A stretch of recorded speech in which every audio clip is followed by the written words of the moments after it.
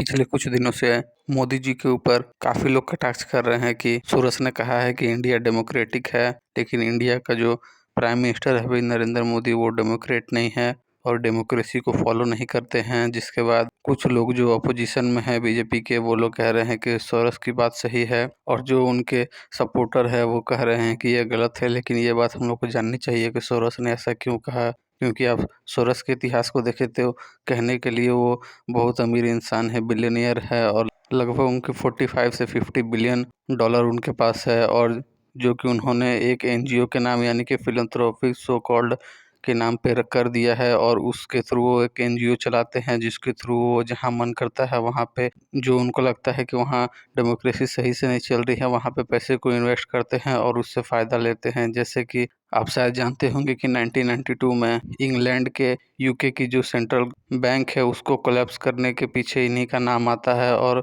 जिसको black day of UK कहा जाता है वो भी सोरस के फंडिंग के कारण ही वैसा पॉसिबल हुआ था कि उनकी करेंसी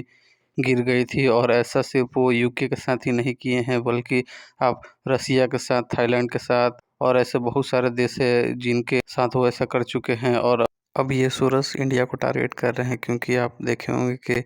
370 हटने के बाद उससे पहले कश्मीर में जितने भी मुद्दे होते थे, जो इंसान ने ये बातें नहीं उठाई है वो इंसान 370 के मुद्दे को उठाया कब, जब उसको ओपन सोसाइटी द्वारा, जो कि सोरस की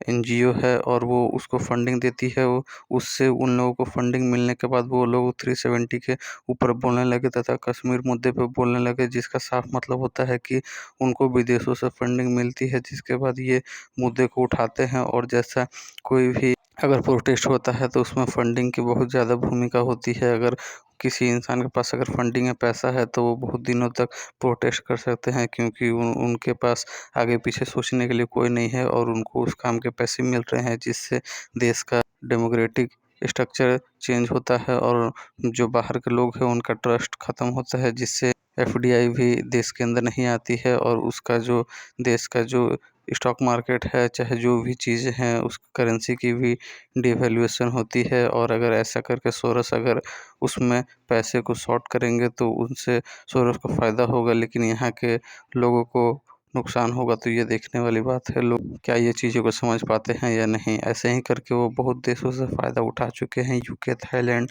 रसिया, फिनलैंड